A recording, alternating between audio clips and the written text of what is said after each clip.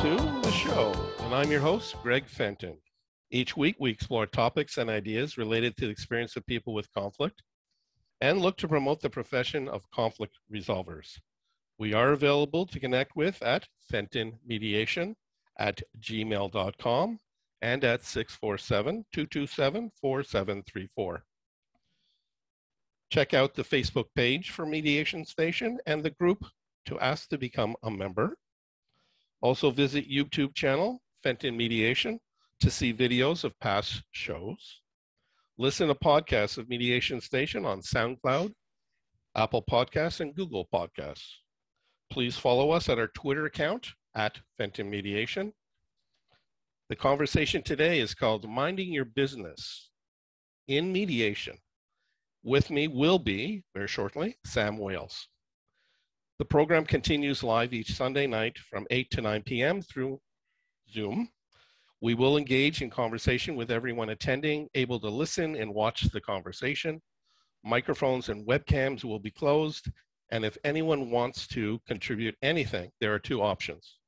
One is to see the chat icon as a bubble at the bottom center of your screen for you to click to then type in a comment or question and click to send.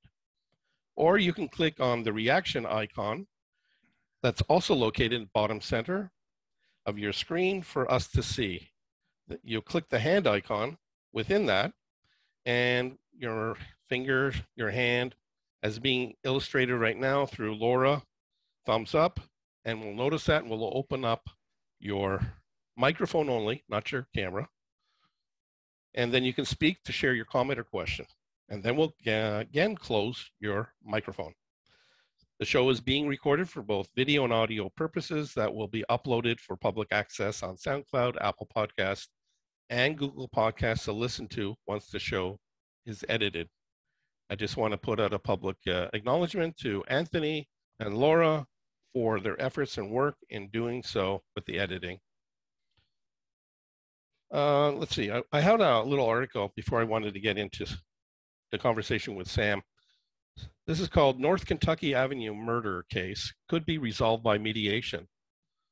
May 19th, 2021. How many of you heard of mediation for murder cases? I wouldn't think too many. So I'll read, it's a short article. Attorneys are working on possible resolutions in the North Kentucky Avenue murder case for two Hopkinsville residents. During the court appearance of these two people, their lawyer told the judge they are working on a felony mediation with the Commonwealth to discuss possible resolutions. This lawyer also asked that all evidence in the case be turned over, as they are still receiving some of it. The lawyer for the Commonwealth says he agrees with a mediation on the murder charge and will discuss resolving the individual's other charges later. So, a pretrial hearing was set for July 21st, upcoming, for both defendants. And one is charged with murder, first-degree robbery, and the other person is charged with complicity to murder and complicity to murder. Robbery, sorry. The grand jury has returned indictments for both the mother and son. It's a family affair in terms of this situation. So I know we talked, Laura and I, about family mediation. This is quite different kind of process of family mediation. And I know Sam, as he'll explain, he's into family mediation stuff too. So I just wanted to put it out there, little idea about another form of mediation. I know I said family mediation. This is murder mediation. Anyways, hi, Sam. Hi, how are you doing, Greg? I'm okay. How Good. are you doing? I'm doing fine right now. And I that was very interesting that about that article that you read. I was just thinking, how would it happen? What would the process be for a murder mediation? Let's see, is it accepting guilt, that you are guilty? Is it deciding or getting to understand each other what the process was? Why did this happen? What were the steps that led to this felony, the murder, and whatever, a robbery? And after accepting guilt or not, what happens then? Who, what is there something called sentencing? Yeah, and you are familiar, as I am, with restorative justice Yeah, process, which is about acknowledgement of harm that's done to an individual and the person taking accountability for the harm that's been done yeah, to that person. This has no reference or mention of that kind of process. So I'm just saying, hey, it's a mother and son, and they're going to engage in a process. I'm wondering though about the concept of voluntary in terms of this, because we do like to celebrate that mediation is an opportunity for individuals to make determinations on their own to come together with another. Anyways, this raises a whole bunch of other stuff. yeah, Nevertheless, yeah, I just wanted to provoke people a little bit with some thought about all the different possibilities that mediation can be involved with.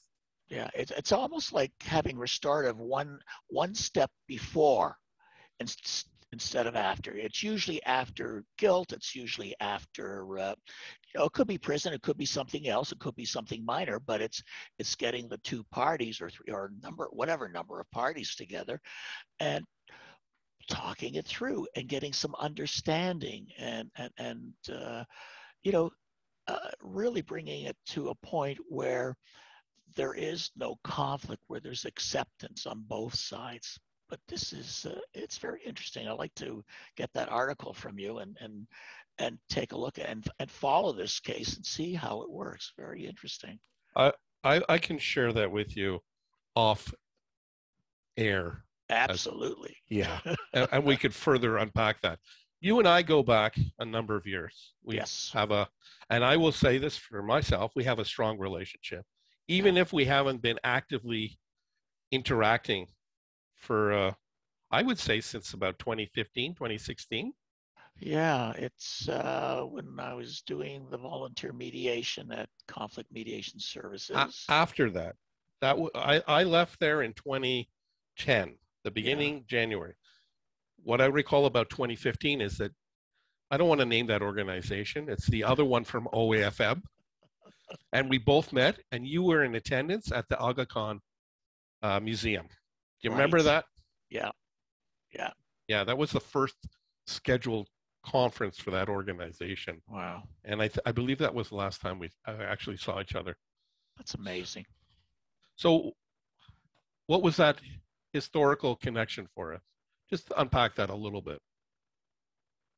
Say that again. What's the historical connection for the two of us? Where did we forge our first connection? Oh, I mean, it was absolutely when we were volunteer. Were you volunteering? No, you were staff, weren't you? You don't remember me? I remember you very, very well. But it was a CMSD, Conflict Mediation Services Downsview. And it's very interesting how I got there because I had no intention of becoming a mediator, but I met this lovely lady. I'll mention her first name only, Lindy, who is now my wife. And she had just taken the course at York University, and she was an intern at CMSD. And so I started coming to CMSD and started taking courses, and you were there, and I was there. And that's how our relationship grew. And that's how I took many, many courses there, and I took other courses elsewhere. And, finally decided I want to be a mediator. And I think, when we talk, we have a very good relationship, and I think we connect on several different levels, on the level of mediation, on the level of comedy too, because I think you have a very good sense of humor. I appreciate that. I wouldn't put it out there publicly per se. Well, you're putting it out publicly right now. Oh, I didn't realize that. Okay. Yes, you are. And I will send a copy of this tape to everyone I know. I'm hopeful that you don't have too broad a circle. Yeah, as your audition tape. Yeah, well, it might be. Did I pass the audition? No. Well, So, that's where my beginnings, that's where I got started, was at Conflict Mediation Services. Mm-hmm. And I took other courses. I got a certificate from Conrad Grayball, took courses through University of Windsor Law School. So I really, in a short period of time, and I think back then, the training really wasn't that formal. So I took a course here, I took a course there, and packaged it all together and got my training that way. And I started doing the areas that I really like are family and workplace. I really like that interpersonal stuff. I'm not that much interested in real estate or construction, something where there is definitely personality involved where I can work through it. And that's where my best successes have been in Mm-hmm. those kind of situations. Yeah, so just to bridge some of the previous content, yeah, I was at CMSD from 98 onward, and I started there as an intern, transitioning from York, as I had taken the certificate in 97. And then I became one of those mediator volunteers, and then I became staff in 2002. And I managed the program that you were one of the people, Yeah. as was that other person who became your co-mediator for life, Yes. Lindy. And yeah, and I see that maybe that's her in the crowd. I'm not sure. I see someone with a that similar sounding or looking name. I'm not looking to put her on the profile or spotlight as well. So we stayed connected for a whole period of time, and yeah. So you were working with me as well as other people, Yeah. and you got really immersed in the stuff. And I know it was passion. And I remember just before I left the organization that I had recruited you, or we had forged that you were going to do a workshop in February of 2010 on Right. communication for the mediators within my program, which was the Community Transformation Program.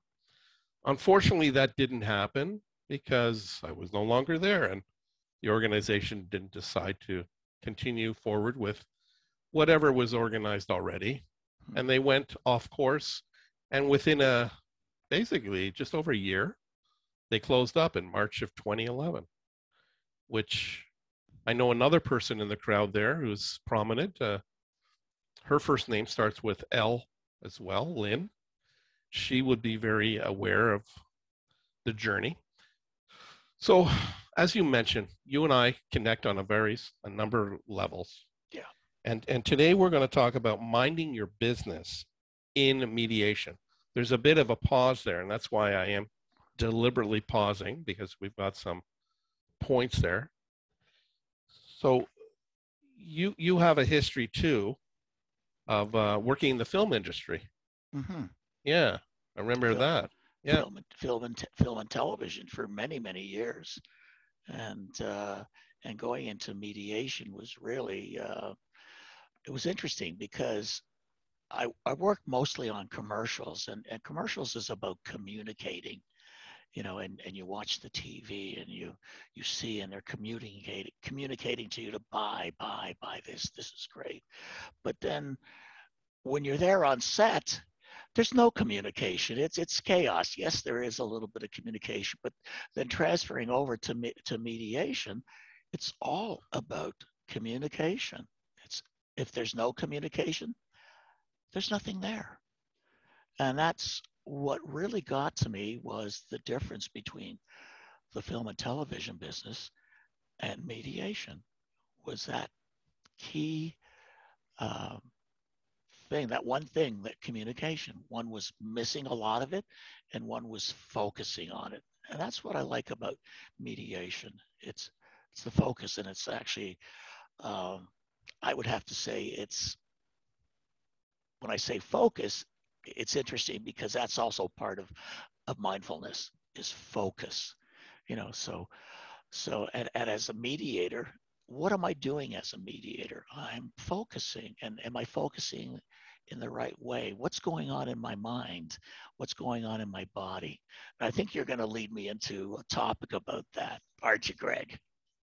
Would you like me to? The floor is yours. Thank you. Or the chair. The chair. I'm sitting in a chair because if I was on the floor, I don't think I'd be visible because, Yeah, that's yeah, it's true. just physicality. We need to be, well, as I say in mediation, we need to have a presence as well. Yes. So mediation, as you said too, is about lived experiences. And I got your permission and we can broach this topic. Yeah. You've gone us through a series of lived experiences, Oh, most recently in the last few years. yeah. What would you Yeah. share about that? Oh, I went through a cancer story. And back in 2017, I was working at a gym.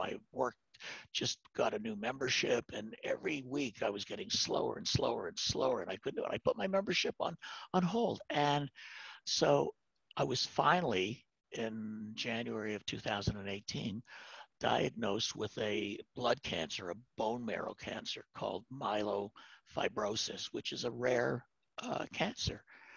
And it was, it made me understand what was going on with me. And I went in, I had some medications. And when I was there, I went to Princess Margaret Cancer Center. And if anybody is associated with that organization, unbelievable, compassionate people. I've never seen a hospital like that. And and when I was there, I did a series of tests, and then a month later, when I came back, they said, "Oh, if you'd like, we have a donor, a stem cell donor, and you can have a stem cell transplant." So they literally take these baby cells from another donor and they pump them into me. They actually gave me 5 days of chemo and 1 day of full body radiation, and they just cleaned me out to zero immunity. And I was in a hospital for a month, and it took me about a year or so sitting at home. And uh, anybody who's had chemo knows what it's like, and it's food tastes terrible, and it's and if anybody has gone through this treatment, everything else is easy. Everything else in life is easy. That's the bottom line. So a couple of years later, last year, I fell off a bike and had hip surgery, a pin in my hip. And, people said, that must be tough. And I said, no, compared to a stem cell transplant, it was easy, nothing. And right now I'm going through something called shingles, and it's because of my immune system. It's a little lower because of the transplant. I don't mind talking about it. And I warned Greg ahead of time that if all of a sudden I shot out of the room and come back 10 minutes later, it's because I had some extreme pain and I had to deal with it. And that's part of what I'm going through right now. So, but, life goes on, and I have a great partner, a great wife, and she's extremely supportive. And without her, I don't know where I'd be. Well, from what I know of you and what I am experiencing with you in us reconnecting, I see you have an amazing perspective about your lived experiences with all this stuff. And I don't know if for me that I would be capable of presenting myself in the same manner. And on the surface, how you present it may be quite different from how you are internally, because we do put on these presentations of a public self and then internalize that. How, well, it comes, the public self is really starting from the internal self. Yeah. And I know years ago too, when we were at CMSG together, that you were into mindfulness. And I know that when I assigned you to some cases, you would bring into the process some of the mindfulness strategies and techniques. What were some of those? Do you recall? Well, I'm trying to think back. In terms of a mediator, I don't think there's any. If you want to be a mediator, if you want to be a good mediator, you have to be mindful. And I think when I was at CMSD, I think the process, even without saying we're being mindful, the process that we were taught was a mindful process. It was about questioning and listening. I mean, listening is so important. Listening to the clients, and also listening to yourself as a mediator. And I think that is the key. And if you can allow yourself as a mediator to not just think, it's deeper than thinking. And I was watching last week's show, Mm-hmm. and your guest said, talked about reflection.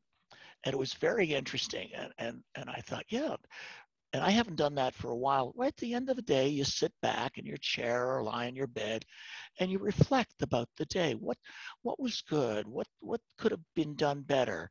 And then I made a comment online and I said, Mm-hmm. I think it should be actually a little deeper and and going into being mindful and feeling what's going on. You can think about something. Yes, I did this, I did that. This was good, that wasn't so good. I should try that again, try this again. Well, what about if we go one step deeper? What go below the thinking and into the body? What happens then? So I'm living today's life, So I got up this morning. And how did it feel? Did it feel good? Yes. Went out and picked up some groceries. Yes.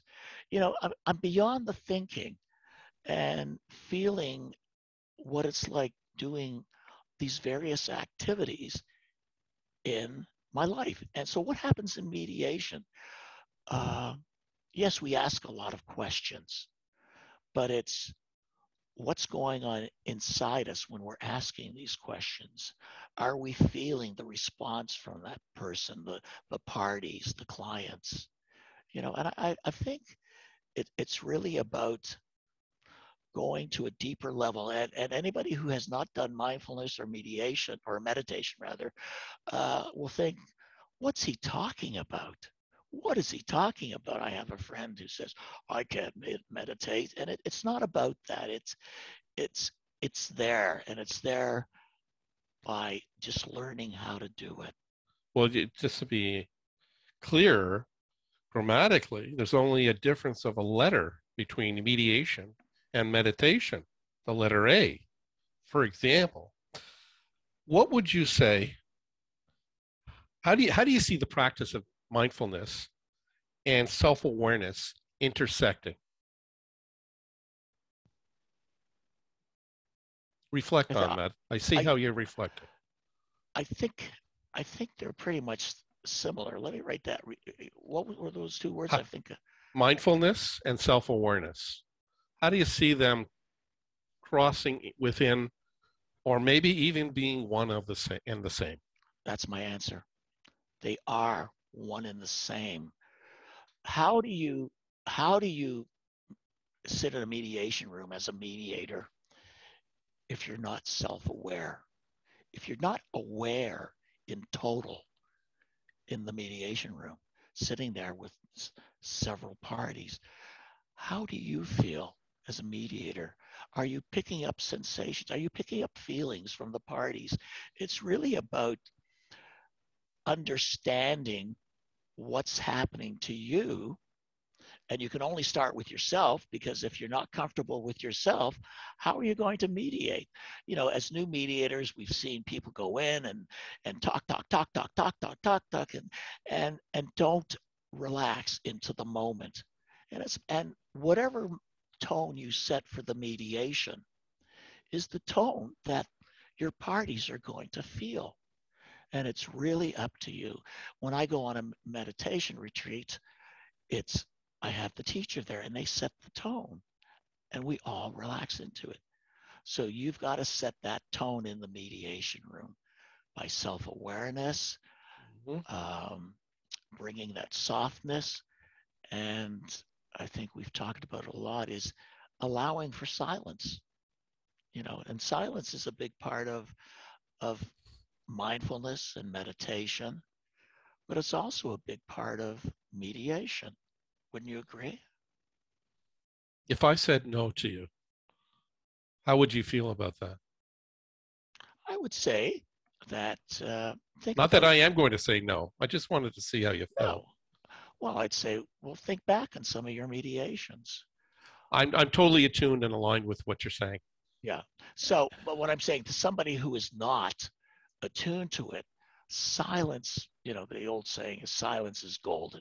It is because it allows people, it allows myself, it allows parties to all of a sudden they're thinking and they're wondering, why is it there's silence here? I'm supposed to be thinking, you know, but when you stretch that silence, I feel a calmness coming down. There's that tension when parties going, what's going on? What's going on? Nothing's going on. That's the whole thing. Well, in a way, the nothing is the something. Absolutely. It's an intentional piece of the process that's injected and deliberate to provide the space for reflection, for people to connect with their moments, to see what's happened, what is happening, what isn't happening, to then see what could we possibly do, and the connection to with reaction and response. It's more aligned with the response part because that's taking a pause in the moment for whatever is needed as a mediator facilitator needs in those times Yeah. to get connected with oneself, to then be aware and informed about oneself, to then have intention and purpose to seek to connect, to bridge oneself with another. Yeah. And for many people, in a mediation, it's probably the first time that they have ever had to deal with that silence. Because when we go into a mediation, there's a lot of tension, and everybody is combative. And when you insert the silence, it's how do I fight? How do I fight as a client here? I'm here to win, and that's what they go in. They go in to win. But when you throw in that silence, as you say, it brings them down. It gets them to self-reflect. I'm sure they go through a couple different levels of, stress. Oh my God, what's going on? Should I talk? And some of them do talk. Yeah. And a skilled mediator will sit there and sit in silence and allow the parties to go through those cycles that you talked about and eventually calm down and allow themselves to think and to feel what's going on. When you're in a mediation and you feel combative, you're going to feel all the tension in your body, and that's what happens. They will feel what's going on in the body, maybe not intentionally, but it is a process. And people will pick up on, quote, the energy of the other person, Yeah. even the nonverbal stuff, even more so than the verbal. Oh. And it causes people or can cause people to react. And then it becomes more positional, more adversarial, and reactive and reactionary. And those kinds of sense of feelings are not necessarily the best to process where you're seeking to collaborate and go from an interest to an interest-based approach where not what I see, it's what I want, what's important to me. Because people, when they stay on the surface, it tends to be more positional. And with intention, mediators try to guide people to go below the waterline to pull out the insight of information that's from the depths of self of another. And what's important to me? Well, what's also important for you? I want to know about that because I care about that. So let's explore that and unpack it together. Yeah. Yeah. And I remember mediators that dealt with insurance and financial would say, you just deal in that touchy-feely stuff. But that quote, touchy-feely stuff is in all mediation, whether it's financial, insurance, or any other construction, it's still there. We are all human beings and we have feelings. And how are we trained? How are we trained? Initially, our training was asking questions. Well, how do you feel about that? It wasn't, what do you think about that? It was, how do you feel about that? So automatically, the mediator is getting deeper into feelings, awareness. Well, I will say though, if they want to, not all the mediators as you've presented, Yeah, personal injury and workplace employment, uh, the legalistic perspective of doing the approach is more centered on staying on the surface and not yeah, going below the waterline or the depth. And so, I identify as a relational person, saying that all interactions amongst people are relationship based, mm-hmm. whether it is in the workplace or personal injury or civil or family, whatever. It's all a different nature of relationship. And so we have to continually be able to adapt to the different environments and the settings in order to connect with this concept as a constant construct relationship. That's the central piece, the fundamental component for me. It's relationship, and we just form different ways of seeing the relationship in the different environments. Yeah, yeah. I was at a meeting. It's from the ADR Institute, and they had a section meeting on insurance. And we met downtown at a law firm, and a couple of one of the presenters was talking about a case he was working on, and they do shuttle mediation. You're in one room, and you're in the other room, and never shall the two meet. Never. Well, how much do you want? Go back into the other room, back and Yeah, forth, back. yeah. And this one client didn't want to settle. And then finally, I can't remember how the story went, but anyways, they all met together Jointly. Yeah. jointly. And he said what was on his mind. It was an accident with a boat or something. I can't remember the exact details. And after he voiced it and people heard it, he settled.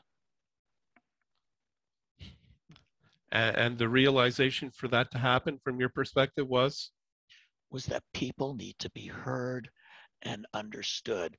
And that's what you're talking about, relationship mediation. Mediation is a relationship. And when you stick people in two different rooms, if that's what they want to do, let them do that. But it's not going to get into the depth of what the other issues are. You've heard cases where people go to court and the person that was injured is sitting in the back, and he wins and he gets money. He gets $100,000, but I wanted to say how I feel. There was no justice here. You need to hear from me how I feel. How many times have you heard that story? It's people need to be heard. Doesn't matter how much money. they need an opportunity for voice. Yeah. And the court is not the voice, and their lawyer is not their voice. They are their voice, and they need an opportunity, no matter what kind of litigation or case it is, or mediation. They need a voice. And that's about, for me, bringing the humanity into the process. Acknowledging that we are human beings, as you've referenced for sure. That's fundamental. And so I see the power and the strength of having that humanity in our process as being so integral for us to move people from positions to interests, and from the adversarial approach, and then the integration, the intention to blend from my interest, your interest, to what becomes the collaborative concept of our shared interests. We have differences for sure. And at the same time, we can see the differences as opportunities. They don't need to be the barriers that divide and separate us, i.e., when people do the shuttle mediation, of course, we'll put the context that there are certain situations that do need to have shuttle because of safety, let's say in family, intimate partner violence, domestic violence, abuse, etc., control, that dynamic, because they still need the fundamental approach of the process. At the same time, if the more cases could be maximized for people to be in the presence of each other, there would be a much more meaningful outcome created, and the percentile of cases or files that would go to the mutual resolution could be so much more pronounced. My perspective with the shuttle, if it's used as a de facto, that it's more about the mediator per se and their discomfort with the sensitivity stuff that you talk about, the touchy-feely, rather than presenting in a relational one, its intention to be about the parties. It's always got to be. Well, you got to bring it back to the parties, and you know, and maybe that type of mediation will change, maybe not, but it's I guess it's locked into a formula, and you know, the insurance mediators do very well financially, and so there really is no interest for them to change the process. They get in, you know, they charge by the day, huge dollars, and they solve the case and they're out and they get their check. So are they mediators or are they negotiators? What are they? Well, you know, from my experience too of supervising in the small claims court, uh, the students would do mediations where some of the cases were referred as claims instead of going before the justice of the peace. They would go into this other room on another floor and try with intention to resolve matters and work with, you know, the parties from their positional approach to immerse themselves in the opportunity presented to satisfy their needs as to why the claim was filed and why they're defending themselves with the claim, or if they even had a counterclaim. So moving people from positions to interest has to have a meaningful process to provide that space and opportunity. So just because doesn't mean that needs to be the end point. I think the starting point really is an opening up the pathway to create the opportunity for people to speak, share, have voice, express themselves, and to provide a space as well for another to express themselves, because, you know, the positional approach is me against you. And the inclusive approach of collaboration is moving from I and me to us and we. Yeah, absolutely. I totally agree with you there. It's yeah, and actually, you were when I was teaching negotiation over at Wilfrid Laurier. I had you as a guest speaker. Was it once or a couple times? It was a couple times. Yeah, and I really appreciated that, and it gave my students a different perspective. And also, you know, I was teaching at I taught for about 5 years. These are part-time positions at Laurier, also in the business school. And I was teaching interpersonal communication, and you know, it just everything I taught, and I have my books here, and everything Well, I can see all your books on the shelf behind you, actually. Oh, on the green screen. Oh yeah. Quite. That's a real Oh, yes. bookcase. Yeah. I'm sorry. That is a real bookcase. Is it the same one I used last time? I think I see one book that's sort of shifted. It's a different place than previously. Yeah. And somewhere there's a football helmet. That's I see that's on your left side. My left side. Yeah. Move your finger over just a little bit more. Do you see it yourself on the top shelf? Oh, well, in the middle. I see myself as a very small in the small screen, so I can't tell. It looks like a Washington Redskins helmet. Just Possibly. saying. Just saying. And I never played football. Actually, what I did do is I went out for football in grade 9 in high school, and I played one game. I got tackled, and I said, enough is enough. I just want to say there's a comment from the crowd. It says it looks good. Oh, Uh, it does. Oh, the background. Oh, great. Good. yeah, yeah. And this bookcase is for sale with the It- books, everything. and the knowledge is that. And the knowledge, you just have to sit there and read all the books, and the knowledge is yours. Let's just put it out there. Anybody in the bleacher seats in the crowd, do you want to make a comment or a question that we could explore together here? Any things of curiosity that you're wondering about? If we've provoked you in any way with some food for thought that you want more calories with? You know what? How do you? Okay, so while are they ready to there is a question there. Okay, go ahead. And I want to come back to whatever you're going to say. Yeah. How do you approach mediation when one person cheats or on the other person? So just to clarify, person who wrote that, when you say cheat in a relationship or cheat in the process or something? Yeah, so cheat in the relationship. How do you, an affair? Quite clear there. So how would you deal? Because you did gravitate to family mediation. Yeah, I mean, it's a hard one too. You know, it's not easy, and an openness in a relationship like that uh, is well, it's acknowledging that once it's open, that there isn't going to be any sort of retribution within the mediation room. It's really coming to terms and having an understanding of why. You know, when somebody cheats, it's not because they want to cheat. Something has happened. Something is going on in their life. There's a reason for everything. So, But as a mediator, though, is it your purpose or intention to really understand why they've cheated, or the fact to be aware and informed that this event took place, and how will it contribute to doing a process? I think it's my duty to understand that it has happened, and will it help the process? It there's not one right answer. I think when you're getting me to think about this one. I knew I would do it at least once.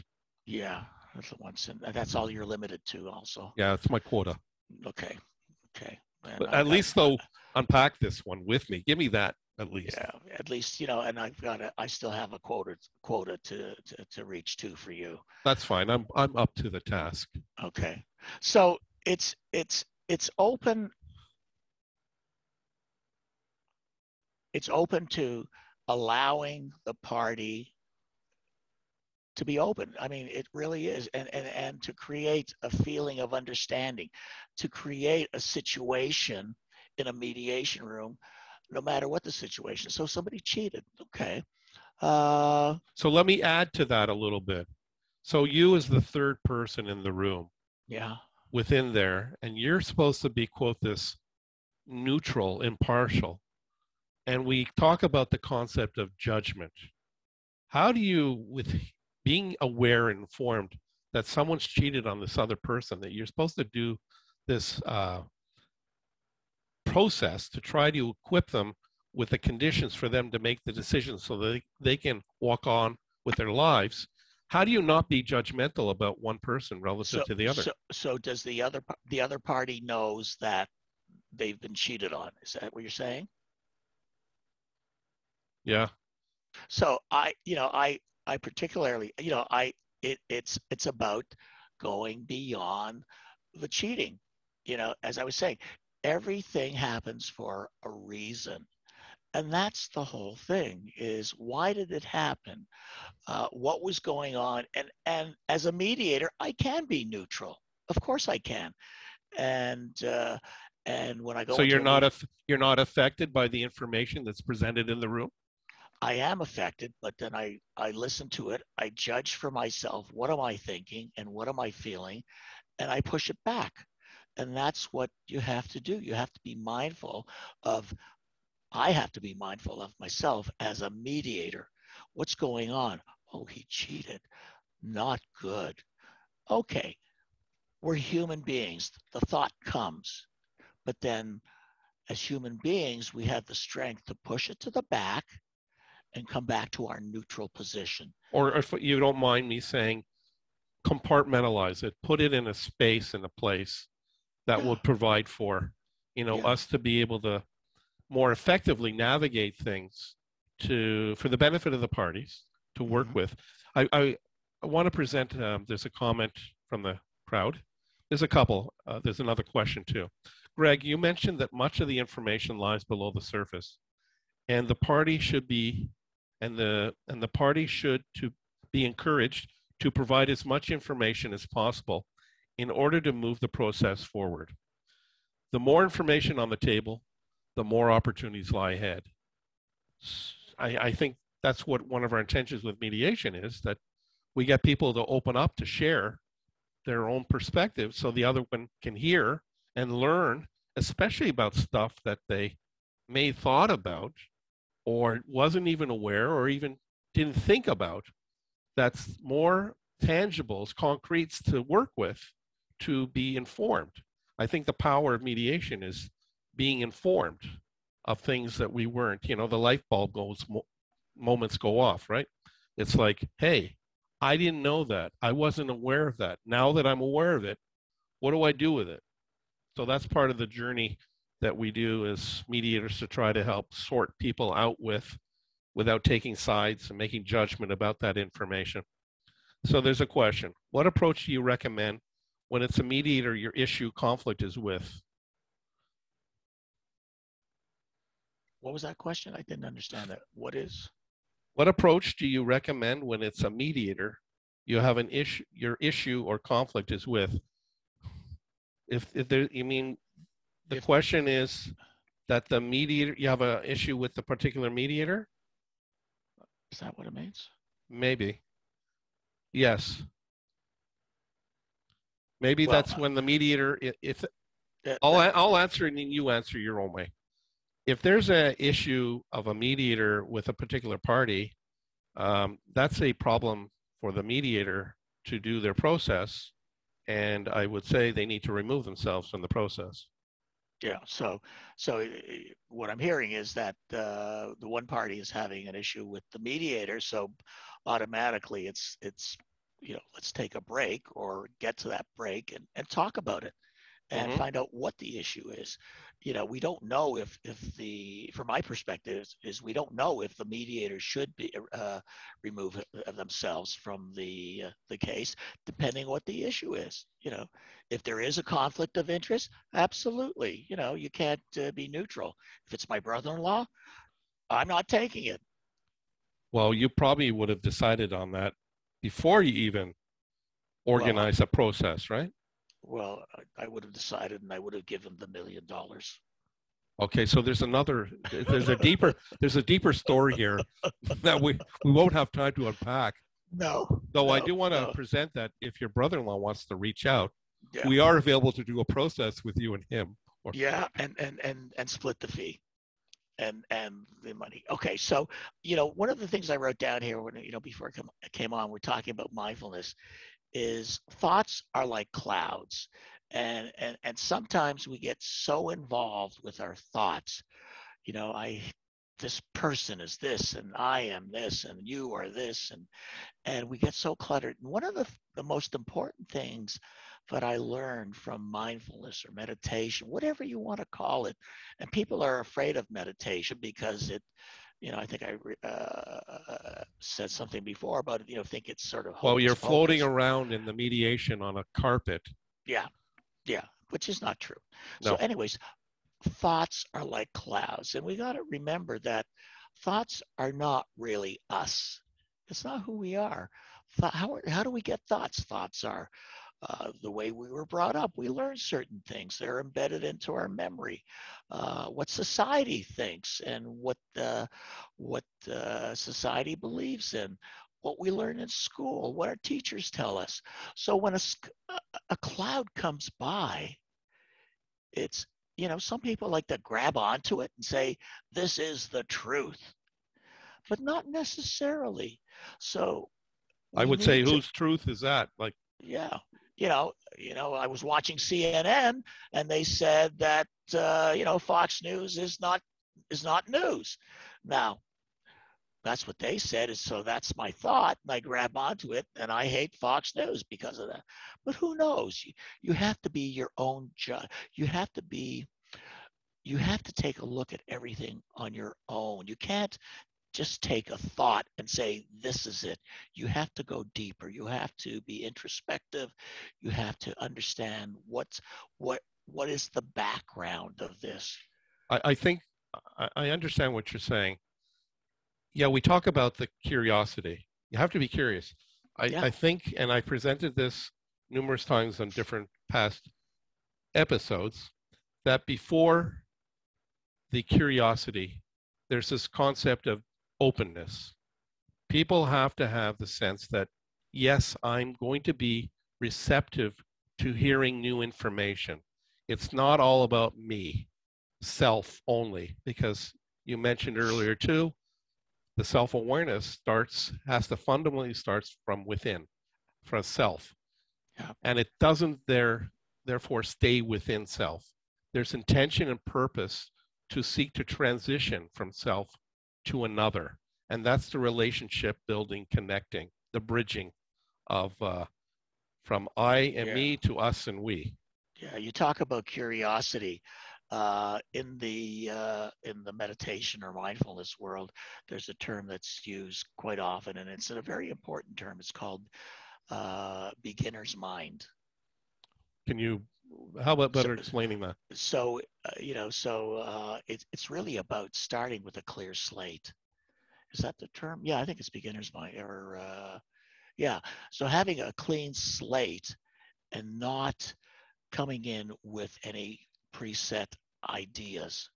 It's about, having an open plate, a clean plate, a clean table, and allowing yourself to investigate and not having an opinion right now. If I can connect it back to your own current lived experiences, most recently with your cancer, the blood Yeah, cancer. yeah, I mean, what was the intention? You had to go from a from where you were at with all the affected cells to have a process that removed all those cells, and as you mentioned earlier, start fresh with a clean slate in some way with the injection of new cells yeah, or healthy cells. yeah, yeah. So I mean, it's very similar when you compare the two processes. It's really about starting with a clean slate, and in the hospital, it wasn't. It was my choice to be there, but somebody else did the process for me and gave me a clean table and said, we're going to do this for you.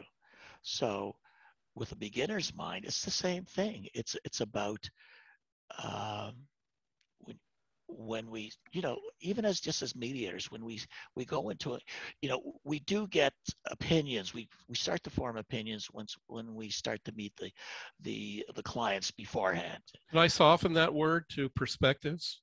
Yeah, sure. Just saying. Yeah, yeah. And we get a perspective of, a feeling, a thought, and, and it's quite often it's a bias. I think this person is like this, and I think this person is like that. But I know for you, and I know for me only, is that when I go into the mediation room, the bias stops. It's a clean slate. It's whatever happens, and that's where you have to be. Well, it's about, and that's why I I presented that, with opinion, there's this connection with judgment and the Absolutely. bias, right? So as mediators, we have to have this clear understanding of us in relation to our role and the other people in the room with whom we're doing the process. So how do you remove judgment? So you have to with the language too, as you're Yeah. someone who really values communication and messaging, words matter, and people get definition and understanding from the words we use, the words we don't use. So when I said about perspective, it generally comes across as non-biased. Right. It's point of view, and there's no descriptive word to say that's the truth or not. That's your perspective, that's your view.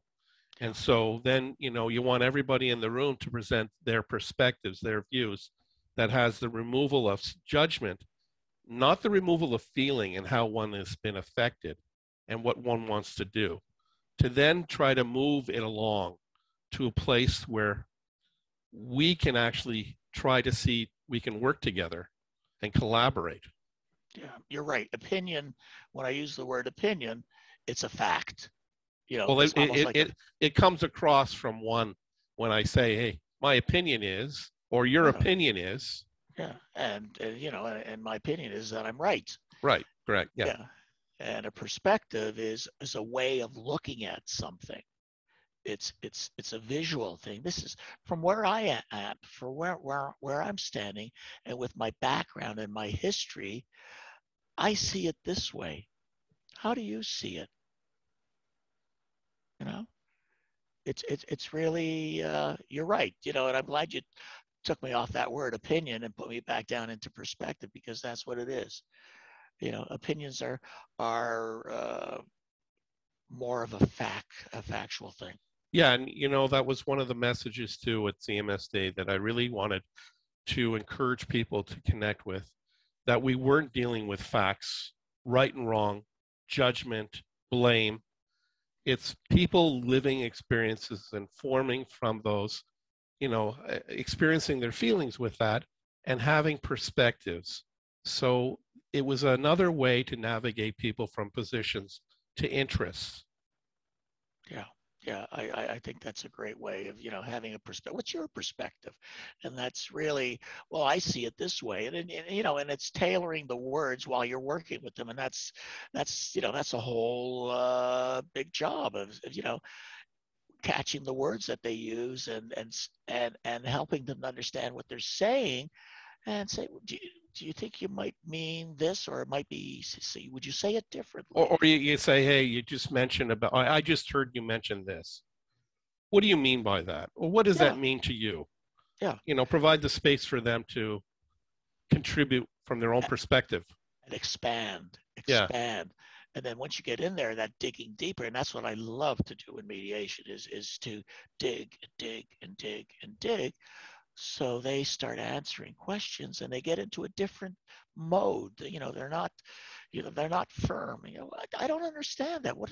Can you give me a little more explanation of what that is? And when you ask those simple questions, it really opens up a lot. It really does. It's really about communication.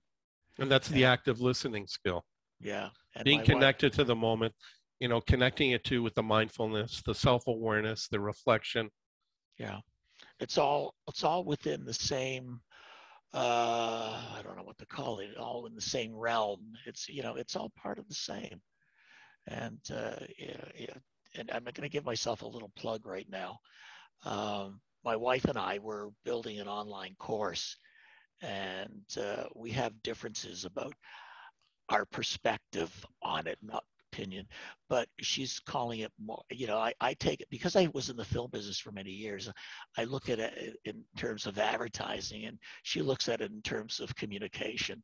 So she says it's a communication. So it's called your blueprint to building better relationships. And she talks about, Maybe you guys will take the course too. oh, listen, there is so much that we can talk about just because of our relationship. And I got to remind you that before getting together with Lindy, I was always single. And Lindy was married before she was divorced. So there was a whole set of different conflicts that we went through. And absolutely, and she's listening right now, I'm sure. Communication was one of them, and how to communicate and what to communicate and the different styles of communication. Mm-hmm. Oh, she's gonna hit me hard after after this one. She's gonna say, Sam, see, I told you what it's called. So, and if anybody wants to find out about the course, we're in the midst of putting it together right now. We do have a What do you think? Facebook. This is free advertising here? Huh? Uh, well, wait a sec. Do I get my check first? Yeah. Well, actually, after we finish our Zoom conversation, go check your mailbox, and if it's not there, just keep staying there and waiting. I'm sure Lindy will appreciate that too. Yeah, waiting for the interact notification. Yeah. No, So put out the information. What is it that you want to share? So what it is, we're called Conflict Resolution Academy. Okay. And we have we're listed it with Facebook. So just go to Facebook and look up Conflict Resolution Academy, and we're building that site. And we're also developing our course right now. We have a virtual assistant working with us, and there's a lot. It's a lot of work, and it's something that we both want to do. Something that we both want to do, and I think the thought is that we want to educate people. I mean, our goal is really about helping people, and if we can offer something online, over a certain number of weeks, maybe 5 or 6 weeks, and do some live sessions too, and answer questions, and help them to understand themselves, be aware of themselves, be mindful of themselves, and that's what it is. I mean, we're getting back to the same thing. And I would say that with you and Lindy being obviously life partners, connected over many years, with an intention to be prolonging that for an infinite number of years. At the same time, you're not clones of each other. You are different individuals that have forged a partnership and a connection. And I think that's the thing about relationships, to be celebrated, that you don't just go to the mirror and look at yourself, that you actually look in the mirror and you might see somebody else, and you hear something else from another. Yeah. And that's what you can really incorporate into your course. Yeah, yeah. And I've got to say that for me, being involved in this relationship, it was not easy for me, because I came from a situation where I had not been involved in a relationship, and Lindy had been involved in a marriage. So two different totally perspectives, and you found a way. You found a way to bridge that. Yeah, and it's working, and we still work through things. We still have some things, conflict, not anger, but conflict, and we work it through. And in the old days when I was alone, I'd go to bed, right? Go to bed, get into bed, go to sleep. So, but when you're and only hear your own voice, and only hear your own voice, and then when we got together, and I'd walk upstairs, and all of a sudden I hear a voice. Sam, where are you going? I'm not finished. Yeah, where are you going? No, where are you going? I said, I'm going to bed. Aren't you going to say goodnight? Well, I never had to say goodnight before. So, so it really is a learning for me. And I know it's a learning for her. She has to learn what I've gone through, and I'm learning what she's gone through, and we blend the two together. Absolutely. That's the opportunity, and that's the richness of having diversity, even within relationships. Because the worst thing I want is to hear my own voice all the time solely. Though I do tend to talk to myself sometimes, and I'm making a public disclosure. As long as as long as you don't answer, or do you? Well, the thing I try to. Yeah. Well, people want answers. They want concrete. They want absolutes. They want definition. So for those people, sit, reflect, go below the thinking, go into the feeling, and your gut and your feeling really will help you a lot. Because if you think that watching TV and so said, do this, buy this stock, or do this, or you should go out with this kind of woman, or go to the, whatever. That's somebody's opinion, and it's not who you are. Or perspective. Perspective. Yeah, I gotta do that again. I got them both written down here. Opinion and perspective. And we can call this, and you can do your exercises, maybe with your course, the exercise of moving from opinion, position to perspective. Yeah. Something like that. Yeah. You guys will do your own thing anyways. I'm Yeah. just throwing things out. I've been reflecting on this whole thing. When we go through a lived experience, whether we're a professional or we're someone else, and we're curious about what that meant to a person, what is the thought process? Do we ask, and this is something to be consciously aware to try to connect with self-awareness for oneself. Do we ask, so what do you think about that? Or what do you feel about that? Try and catch ourselves to be mindful of which phrasing we use. And then I think there's some research studies that could be done on, are you this kind of person who thinks and expects others to think? Or are you this person who bases on feelings and you also in kind believe others are all aligned with that too, that feeling stuff? Yeah, it's hard to be intuitive if you're always thinking, and you don't have any gut feeling, any feeling in your body from what's going on. And you and I talked also about, it's not about us per se seeking to assist people with, and we talked about change, and last week was about change. It's not about getting people to, and I'm losing my train of thought, it comes with age. Or what would you attest it to? Your age? No, it just. No, I mean losing my train of thought. No, so hair. Okay, I got that from I got that from the crowd. Yeah, it does happen. As you can see, I have more hair than you. Yeah. So I tend to keep my train of thought sometimes, but I don't even know where we were right now. We're all connected, and we're working to gravitate with this. And I want to be mindful too that we need to transition ourselves to consolidate our conversation on a piece that makes sense. And I want to put it out to the crowd again, if anybody wants to make a comment. I know there was, Laura had shared with Stephanie, who had asked for earlier question, someone who is or feels that she is compromised should share their qualifications and potential conflict of interest. Then, which is emphasized, the parties can decide whether they want to continue this way or need to go a different way. And also, I want to acknowledge that someone said, beautifully said, Sam. Just make sure you don't take that to heart, okay? Thank you, whoever said that. Well, that was somebody. Okay. Yeah, for sure, Laura. Yeah. We outed you. Yeah.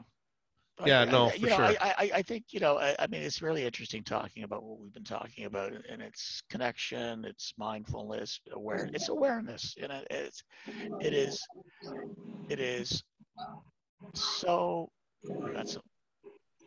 Have we got somebody online there? No.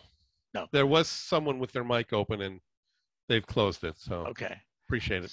Yeah. So I think it's this whole idea of awareness, and it's really simple. And I find that that sometimes people make it a little too complicated, and it's really simple. So what do I suggest? I suggest go online and look up mindfulness or meditation, and you can find hundreds and thousands of them online. Some of them have a visual, some of them have music in the background, some of them without music. I prefer the way I was taught, without music and nothing visual on the screen. And try it every day. Do 5 minutes, do 10 minutes, and start to build it. It's mindfulness or meditation, whatever you want to call it, is like a muscle. The more you practice it, the stronger it gets. And I can, if I decide to be, I'm not mindful all the time. I'm far from perfect, Greg. Just want. Please don't pop my bubble. Okay. How about you? Okay. So and and and becoming mindful is, what just happened, and instead of thinking about it, going down into your body. Wow, I just, this person said something to me, and how do I feel about it? How am I responding? How am I reacting? And it's So not about reacting; it's more about responding. let me bring into just a couple comments, and then I want to get a sense from you.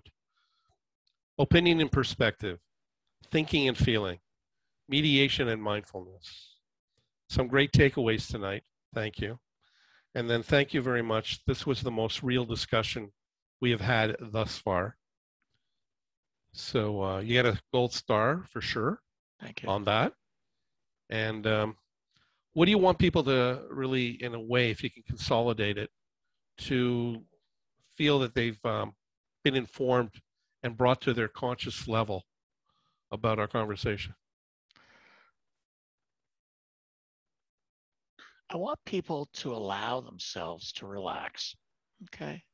The only way we're going to start to understand ourselves is not by reacting, but relaxing and finding out what's inside of us. Too many of us are thinking, thinking, thinking. And I think if you allow yourselves to have the opportunity to lie down or sit in a chair for 5 minutes and just relax and just allow yourself to feel the sensations in your body, that's the beginning of becoming aware. Because most people are not aware of what's going on in their body. Most people aren't aware of that little tingle that's in their leg where the blood is flowing through. That's so important. It's so important to begin to understand ourselves before we start working or understanding others. It's always within. And then once we're on that track, we can go without, and I mean to the other person or other people, understanding them. It's creating that connection with oneself. Yeah. Yeah. Yeah. And it's, and the meditation that I studied was Vipassana, which was the same one the Buddha started. He was a prince in India, and he became enlightened in 2,500 years ago. I don't know the whole story, but I know where it came from, and all his ideas are positive. And Yeah. there's a lot of reading out there you can do to find out more about it, and it's a pleasant journey if you allow yourself to take that journey. Yeah, absolutely. People have to feel safe to do that, and I think I would encourage them to go to their vulnerabilities, to allow themselves, because that's where the greatest opportunity for growth and development will be realized. Let's see, one more comment, and then I want you to put out the plug for your course. Thank you for your time and the reminder. The word relax has been lost, even though we might have the opportunity even more nowadays with lockdowns, especially about COVID and being housebound and not being able to go out and interact and socialize more. Yeah. So what's that course and thing you're doing again? So it's called Your Blueprint to Building Better Relationships. And it's not just about couples, married couples. All kinds of relationships. All kinds of relationships, friends, brothers, sisters, cousins, working associates, work associates. And so we're located right now on Facebook, and just search Conflict Resolution Academy. And your input on the site is welcome. We want to hear from you. We don't have an exact date of when we're presenting the course, but it'll be there. And we're also... Well, you let me know, and I can inject that piece into a future conversation here. Okay, that sounds great. Thank you, Greg. I just want to ask one question about the academy, because I don't know, I have a connection with the word academy that says, do you have to wear a uniform? The uniform can be, well, when you're on Zoom, you can be in your underwear and have a nice shirt on. just make sure. And we asked this of a previous situation with Marty Klein. I don't know if you know him, Yeah, I know Marty. Just, What did he do? not to, we asked him not to stand up because he looked. He's actually living in Central America on an island. Oh, is it really? Yeah, I don't know if that was forced or not. We can believe him, whatever it is. Yeah, I did some courses with Marty. Laura knows him quite well. We had a conversation on med-arb or mediation arbitration. Anyways. Yeah. Good. Thank you. I want to thank you very much. And your other half, mindfulness is essential in mediation. That's her parting words for us. Yeah. So thank you, Sam.